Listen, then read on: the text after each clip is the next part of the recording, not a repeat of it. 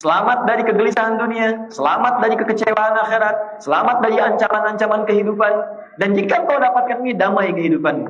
Kata Allah, kalau kamu benar kerjakan ini dengan baik, saya akan jamin 3 kemuliaan yang akan diraih di dunia, di alam kubur, di akhirat.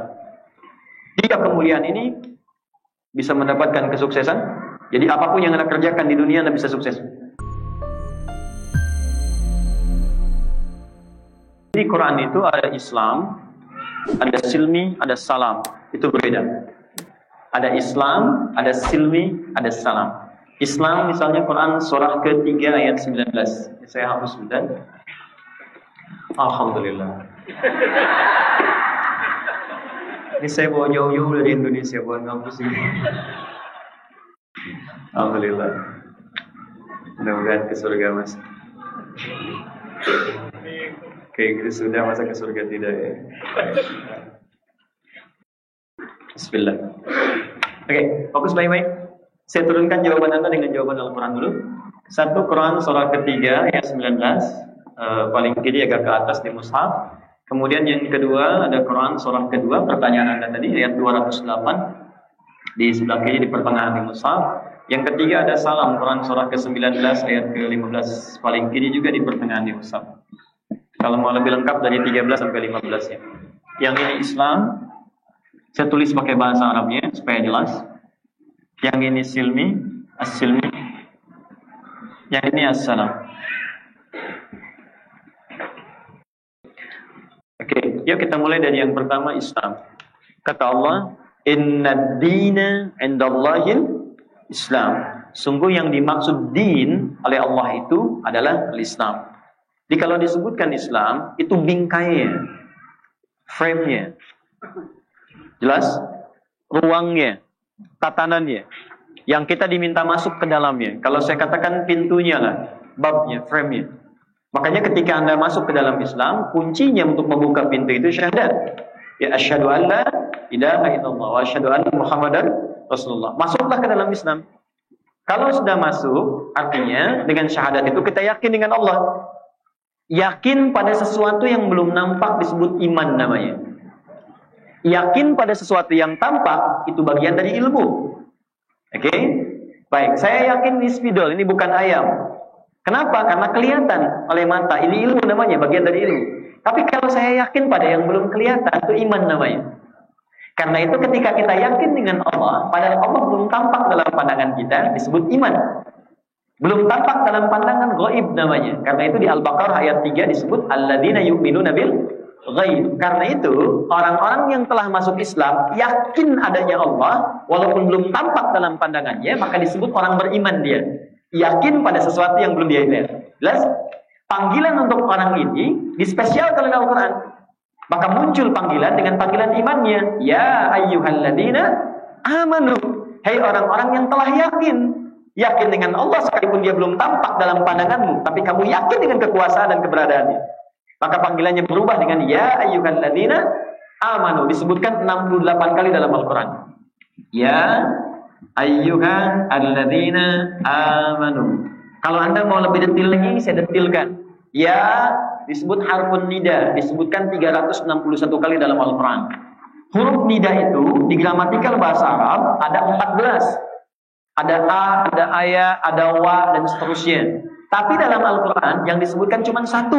Karena satu huruf ini paling fleksibel, bisa mengcover semua jenis fungsi huruf nida. Dia bisa memanggil yang dekat, yang menengah, yang jauh.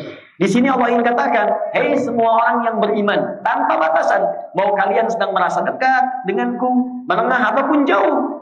Ayyuha disebutkan 150 kali dalam Al-Quran. Ini dibagi 2. Ada ayu, munadahnya yang dipanggil, ada ha, huruf pengingat, tanbih. Ayunya berfungsi taukid untuk menguatkan, ha-nya berfungsi mengingatkan tanbih. Kaitannya dengan apa? Alladzina amanu. Alladzina disebutkan 1080 kali dalam Al-Quran. Ini disebut konjungsi tanpa batas. Ya, disebut mausulun yadullu 'alal 'amiyatil jam'al jam'an. Ya, huruf sambung konjungsi menunjuk pada semua objek tanpa kecuali. Besar, kecil, tua, muda, laki-laki, perempuan, kaya, cukup, dan sebagainya. Kata Allah, saya tidak peduli sepanjang kalian sudah punya iman. Mau laki-laki kah, perempuan kah, besar kah, kecil kah, tua, muda kah, jauh kah, atau dekat kah itu. Jelas sampai sini? Semua yang sudah beriman, artinya semua yang masuk Islam. Kalau sudah masuk Islam, maka konsisten untuk mengerjakan tuntunan dalam Islam. Apa yang membedakan kita yang sudah beriman dengan yang belum beriman? Maka mesti ada bukti kan? Kalau nggak ada bukti, nanti nggak kelihatan sifat Islamnya. Maka diturunkanlah oleh Allah Subhanahu Wa Taala ujian pembuktian untuk membuktikan keislaman kita. Bentuknya apa? Ada perintah, ada larangan, nilai-nilai kepatuhan di situ. Ya, maka apa dalam bahasa Qur'annya untuk menunaikan semua nilai dalam Islam tadi? Maka muncul kosakata yang kedua disebut silmi namanya. Silmi ini beda dengan yang pertama. Kalau ini bingkai ya, kalau ini tuntunan ajarannya. Semua jenis nilai-nilai yang menunjukkan kita patuh di hadapan Allah. Ya, dia punya banyak arti. Bisa yang pertama selamat. Bisa yang kedua patuh. Bisa damai. Kalau kita mau turunkan maknanya, karena sudah masuk Islam, patuhlah pada ketentuan Allah. Kalau engkau patuh, engkau bisa selamat. Selamat dari kegelisahan dunia, selamat dari kekecewaan akhirat, selamat dari ancaman-ancaman kehidupan. Dan jika engkau dapatkan ini, damai kehidupan. Damai dalam hati, tenang dalam hidup. Tunjukkan pada saya, siapa di masa Nabi yang masuk Islam yang hidupnya tidak damai. Dengan semua mereka, profesi yang mereka jalani. Ada pengusaha, zaman Nabi ada pengusaha, dan sukses hidupnya, Masya Allah. Ada pengusaha, ada dosen, ya, ada macam-macam, semuanya hampir terwakili miniatur kehidupan kita pada masa itu. Tapi yang paling indah adalah, ketika Anda bahas siapapun di masa Nabi, Anda nggak akan pernah temukan semua kegiatan mereka, kecuali mereka dapatkan kedamaian dalam pelaksanaannya. Even itu cuma azan saja, Bilal. Justru kalau sedang nggak azan, kayaknya nggak enak. Silahkan cek. Ali yang mengajar dengan kesederhanaannya, karamallahu wajah. Utsman ketika berdagang, Abdurrahman bin Auf, itu merasakan kenikmatan kedamaian. Tapi yang paling dahsyat, kapan itu diraih? Ketika patuh pada seluruh ketentuan Allah Subhanahu Wa Taala. Karena itu ketika Allah meminta kita, kalau sudah masuk Islam, buktikan itu. Dan saya minta Anda untuk menunaikan ajaran ini, kan Allah bukan untuk saya. Semuka langit dan bumi tidak menunaikan perintah itu, tidak akan menurunkan status Allah sebagai Tuhan. Tetap Allah Tuhan. Makanya ketika iblis itu tidak mau sujud, Allah tidak membahas sujudnya. Masih ingat kan kita iblis? Ketika disuruh sujud pada Adam, dia nggak sujud kan? Ya, di Quran surah kedua ayat 34, aba wastakbar. Dia nggak mau sujud, sombong. Tapi yang indah dari Allah, Allah tidak langsung menghukumi. Iblis sombong kamu. Tapi diklarifikasi. Padahal sifat maha tahu Allah sudah tahu itu sombong. Cuma nanti untuk mencegah supaya lisannya tidak mengelak. Kalau cuma dikatakan sombong, dia bisa mengelak. Saya nggak sombong kok. Makanya diperdengarkan supaya terdengar oleh semua makhluk. Buka Quran surah ke-7 ayat 12 sampai 13. Qala ma mana'aka alla tasjuda id amartuk. Hei iblis, kenapa engkau tidak sujud saat aku perintahkan? Tuh lihat. Bukan sujudnya. Kamu nggak sujud, nggak akan menurunkan status aku sebagai Tuhan. Cuman ini perintah saya. Kenapa nggak kerjakan perintah saya? Dan dahsyatnya kata Allah, ketika saya perintahkan semua makhluk untuk menunaikan ibadah pun bukan untukmu. Bukan untukmu kata Allah, aku tak butuh. Tapi semua kembali kepada kita. Nanti kalau ada waktu lebih luang, saya akan tunjukkan kepada Anda, ternyata Allahu Akbar. Tidak pernah ada perintah dalam ibadah, kecuali feedbacknya ke kita semuanya. Sholat misalnya. Kalau Anda kumpulkan buku-buku terkait sholat yang tersambung kepada ajaran Nabi, itu semua bacaan dan gerakan sholat ada maknanya. Dari berdiri, takbir, ruku, sampai sujud. Bahkan Abdurrahman bin Auf itu baru mengamalkan berdiri, dia amalkan dalam hidupnya prinsip ini, itu bisa jadi orang kaya nomor 2 paling kaya di Madinah dalam waktu 3 bulan. Dan setahun jadi orang paling kaya nomor 1 di Madinah. Modalnya cuma pakaian saja. Jadi kalau simulasi ini di akhir saya sampaikan. Nah, bagaimana cara mengerjakan itu? Pertama patuh. Yang kedua kafah. Semaksimal yang bisa kita kerjakan. Begitu cara menerjemahkannya.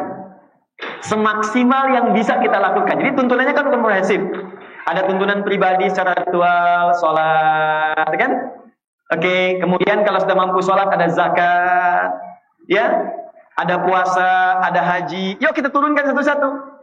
Sholat, mampu berdiri, berdiri. Ya, tak mampu berdiri, duduk. Quran surah keempat ayat 103. Qiyaman wa qu'udan. Tak mampu duduk, ada masalah, berbalik. Wa ala junubikum. Semampu kita, itu kafan. Tak mampu berbaring, sambil bergerak, ayo bergerak. Tak mampu masih bisa berkedip dengan niat dipandu berkedip itu.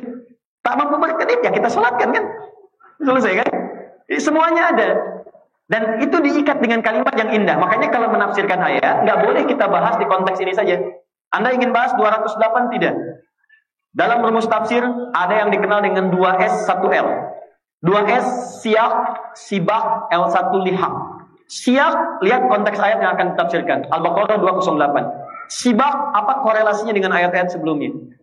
Jadi Al-Baqarah 28, 207, 206 sampai Al-Fatihah. Lihat dengan ayat setelahnya sampai An-Nas. Ada nggak korelasinya? Karena itu ketika Anda ingin tafsirkan ini, bahas juga la yukallifullahu nafsan illa usaha. Jadi jangan sampai kafah itu diterjemahkan pada sesuatu yang nggak mampu kita kerjakan. Ada turunan-turunannya. Baik, ini baru masalah salat fikih, belum nanti muamalah dan sebagainya. Ya, oke, teruskan. Kalau kita bisa kerjakan ini dengan baik, maka nanti Allah akan berikan hasil, feedback dari pekerjaan kita, outputnya apa, goalnya apa. Kata Allah, kalau kamu benar kerjakan ini dengan baik, saya akan jamin 3 kemuliaan yang akan diraih di dunia, di alam kubur, di akhirat. 3 kemuliaan ini bisa mendapatkan kesuksesan. Jadi apapun yang Anda kerjakan di dunia, Anda bisa sukses. Kita dekat dengan pimpinan, direktur, bos kita. Bukankah pekerjaan kita mudah? Anda dekat dengan Allah, apa yang sulit bagi Allah? Kalau Anda cari harta, bukankah Allah punya sifat razak?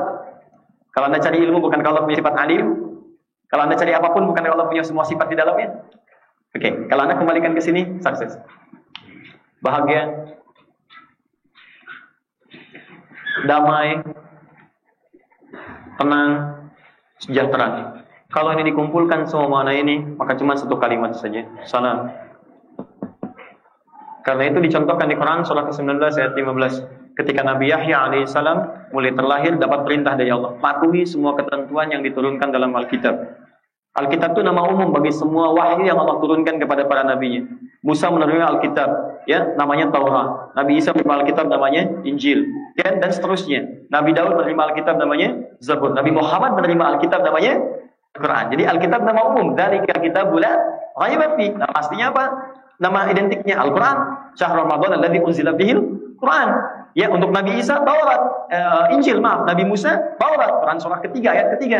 Ya, Alif Lam Mim, Allahu la ilaha illa huwal hayyul qayyum, nazzala 'alaikal kitaba bil haqqi musaddiqan lima baina yadayhi wa anzala at-Taurata wal Injil. Baik, nanti Musa Ibrahim punya suhuf, beda lagi. Tapi kalau kita kerjakan dengan baik, salam muncul.